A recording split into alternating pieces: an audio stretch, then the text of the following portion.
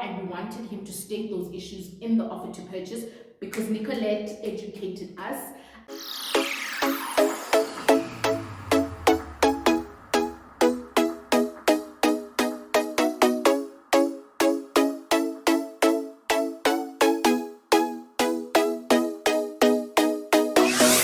Hi team, welcome back to another video and thank you so much for joining me. If it is your first time here, andiswa.mojapelo, and on this channel we chat about all things related to managing your money and adulting in general. So if this is your first time, please make sure that you click the red subscribe button and become a member of the team, because we are adulting right on this side and we are having money chats that are necessary and super important in order to make the right decisions as we adult, right?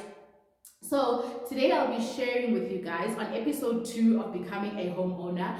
I'm going to be sharing a bit about all the viewings that we went to and the properties that we did see and did not buy, as well as the 2 offer to purchase processes that we went through before we found the perfect home, which was the 3rd OTP that we went through. And I think 2 reasons why I wanted to do this is because number 1, it's to show you guys that it's a long journey, because I found myself questioning sometimes if I was weird or if our requirements were too, unreasonable, or if maybe, our budget was too low, because we were going through so many properties and not finding the right one, and we started questioning a lot of things. So that's why I want to share my experience of what was the journey before we actually found our perfect home. I remember this one time WhatsApping my cousin who actually is subscribed to this channel and asking him, dude, how long did it take you to find your property? Because it's tough. Like, it's really tough. And he was like, I didn't spend less than 3 months actually looking at places before I found the one. So clearly it's very common, and I just want to speak to some of the properties that we did see. Why did we say no? And the second reason I wanted to discuss this is because I feel like a lot of us talk about our perfect home and why it's the perfect home, but we don't really talk about why the others didn't make the match. And I think I wanted to hear some of this because I wanted to know, am I asks unreasonable? Should I maybe tone down? Should I up my budget? Like, what's going on? Okay. So there's 9 properties to go and 2 OTPs to speak to you guys about. And I really hope I remember all 9. I should probably have written them down, but we'll see. So the first property that we viewed was the very first viewing that we went to, of course, is one of the, or rather there were a couple of reasons why we said no to that property.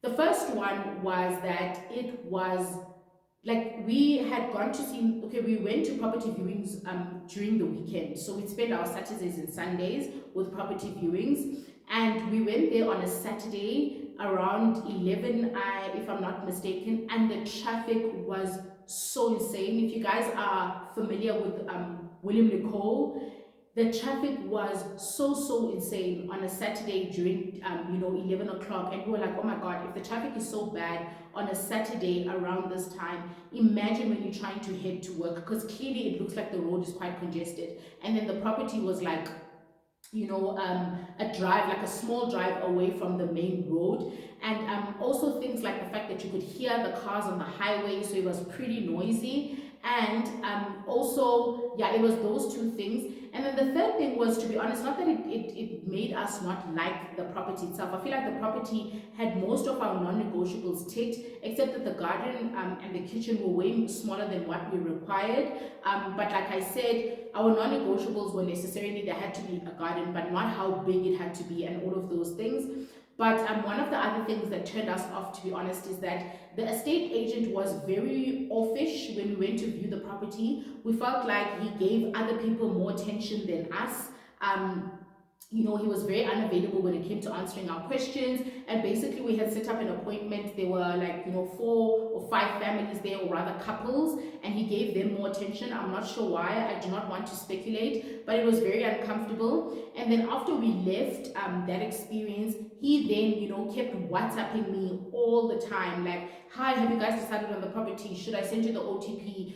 Let's kickstart the process. Why don't you guys like it? Do you want a second viewing? Which felt very weird that on the day he acted like he did not know us and he hadn't spoken to us, but then after that he was chasing behind us. Anyway, so that was the first property. That was a no from us. The whole experience just had something offish around it. And then the second property that we viewed, one of the things that was, immediately off for us as well from a location perspective is that the place was very far from the central area that it said it's from, right? So the place said around Sandton, and then it was literally like a 35 to 40-minute drive from the Sandton area to there. So I know that you can be in the same district and not necessarily a short space of time, but I feel like the way they sold it, it's as if it was like an easy in and out go from the Sandton area, but it wasn't. It was quite a long drive. That was the first thing. The second thing is that the area had tenants, and tenants had been living there for a pretty long time. So what I noticed in two of my viewings is that the properties where the actual family lived in the home versus the properties where the family had let out the property to tenants, where the property had been let out to tenants, the properties were in really bad condition and clearly not well taken care of, especially if the owners were like at a distance away. So the property was not taken care of at all. The walls, you could see that they hadn't been taken care of in some time, and there were some leaks here and there. The bathrooms were in terrible condition. Like, we don't mind old stuff because we can fix it and modernize it, but when the actual condition of the structure has issues, it's a bit of a problem. So it was the distance there, and the fact that I feel like it was sold as to be very close to that area, but it wasn't, and also the fact that it was not taken care of. So that was the second viewing. Then the third viewing that we went to was, the location was perfect. It was close to the highway, but not close enough where there was noise or anything like that. And there, I think the two things were a no for us. The first thing was that the property itself was very big, but it was taken up a lot by the yard space. So the yard was huge, but the property only had a very small lounge area. It didn't have a dining area or any other open space. The kitchen was very small to a point where like it couldn't hold any appliances, like not even one. So the washing machine was in the garage and it was very small, but the yard was massive. So I think that was one of the main things that attracted us to actually go and view, but the rest of the actual property was small. And the other things that made us say no is that the condition of the complex itself, where it was, where this property was in a very bad state, and it didn't look like it was taken care of. And we did ask, how much are the levies, and it seemed like the levy amount was quite significant for the property to have like grass that's growing out, walls that are cracked, leaks in certain places. And obviously the agent kept telling us that these things would be fixed, and it is in the plan, and they are going to paint and all of those things. Paint job is fine, here and there is okay, but it just looked like they weren't maintaining the complex itself, and it didn't make sense to us why there was a significant amount being paid out in levies, but the property was not maintained.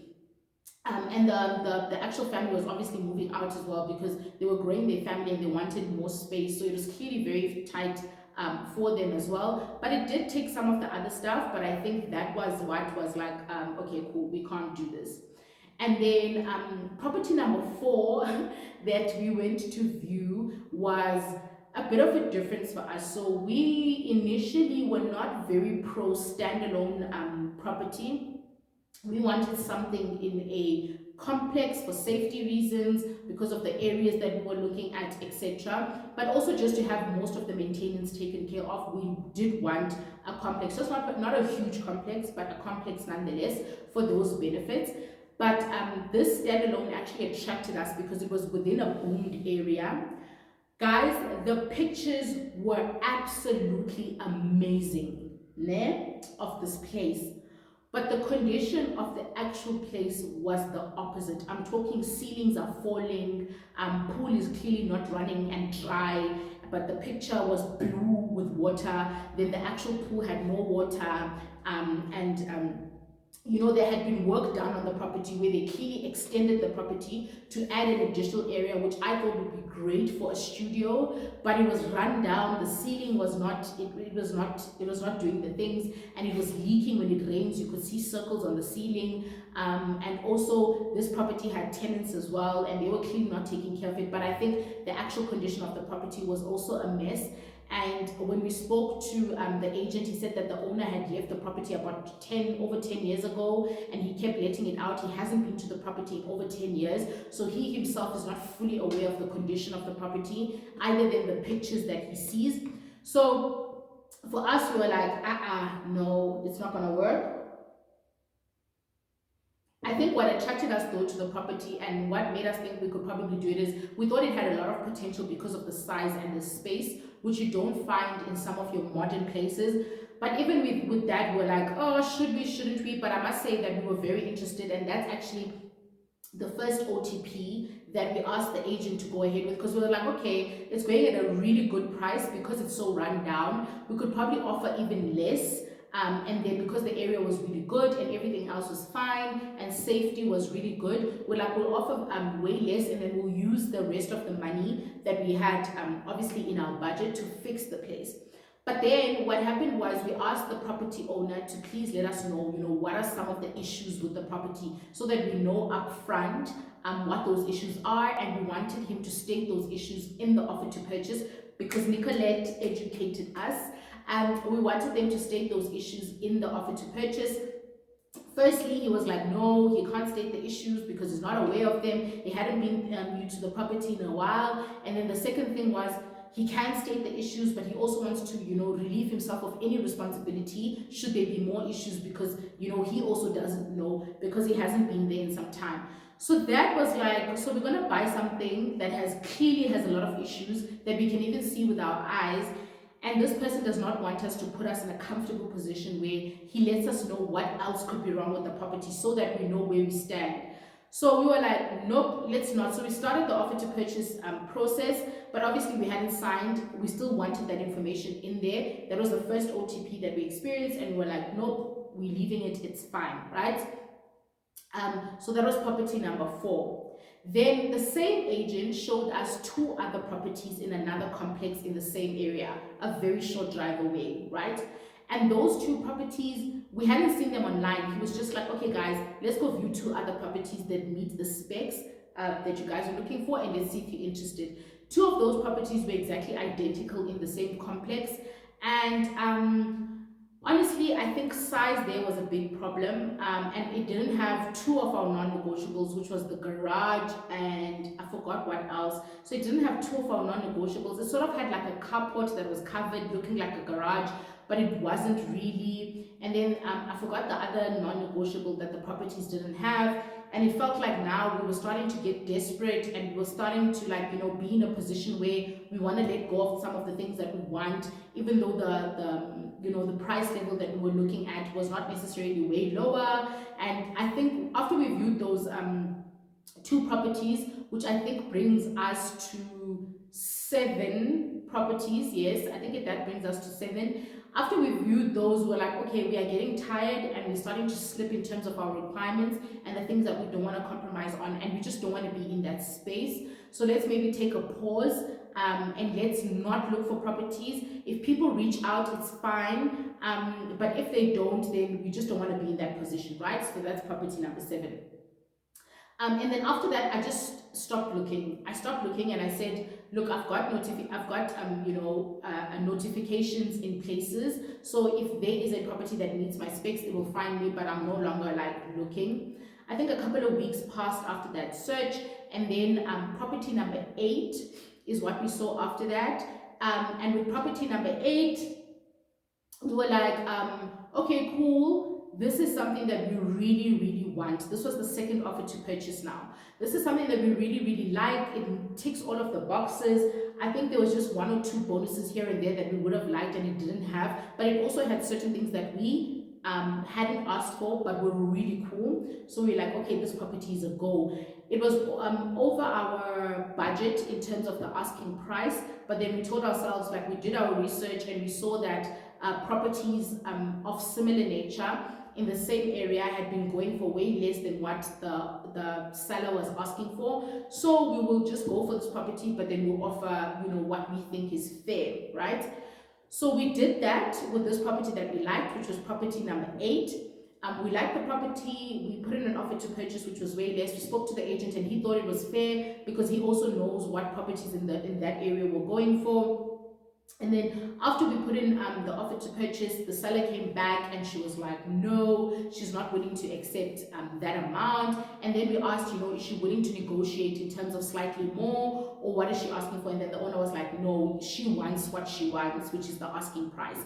Now I was like, okay, that's a bit unreasonable. Number one, it's way far off from the market value. I did check. And it's also far off from where, similar places were being sold at as well. And her argument was that she had done a lot of work in the property, which is true. She had, redid the kitchen, redid the bathrooms. She did a lot of work in the property. But at the end of the day, she might have, went and I think it's called overcapitalized the property, and now she was asking for an amount that nobody was going to pay for, especially for a property in that area.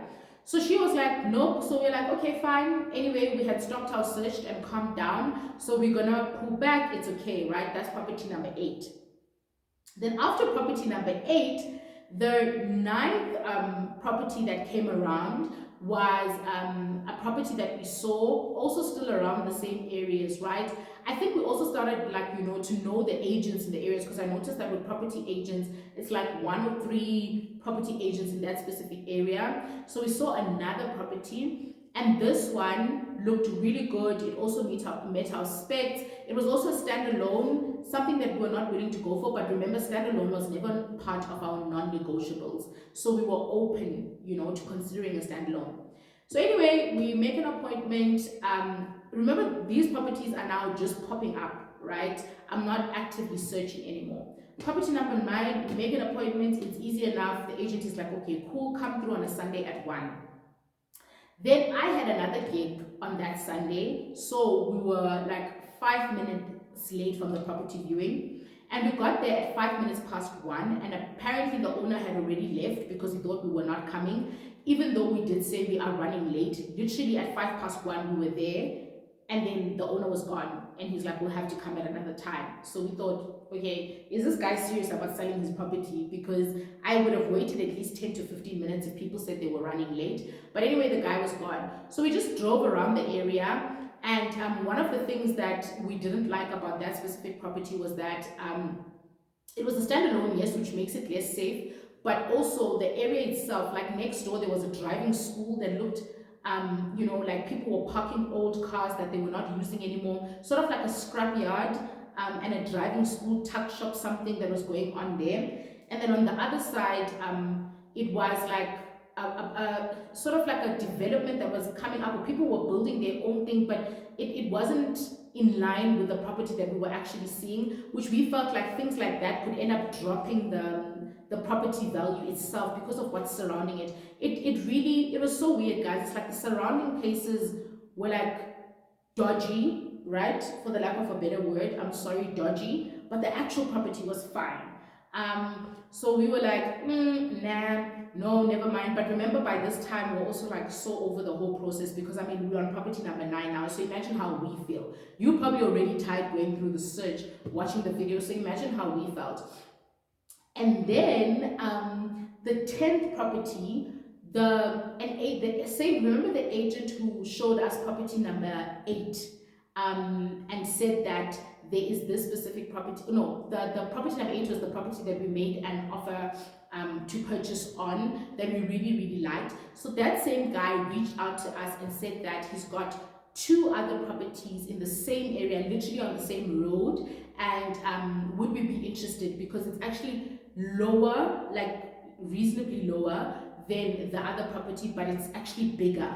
The only catch is the fact that it is older, so it doesn't have a modernized kitchen or anything like that. It hasn't been done a lot, like not a lot has been done to the properties, so they are reasonably priced, but it is bigger, much bigger than the other 2. So he showed us the 2. The one we're just not interested in And then, because that one was like very, very old, like very, very old. It's that type of property where you need to do a lot of work and end up spending way more money than you anticipated to spend, because you're trying to make it, you're trying to modernize it and like sort of get it looking like what you want. So then there was this other one that he showed us, right? Which is where I am right now.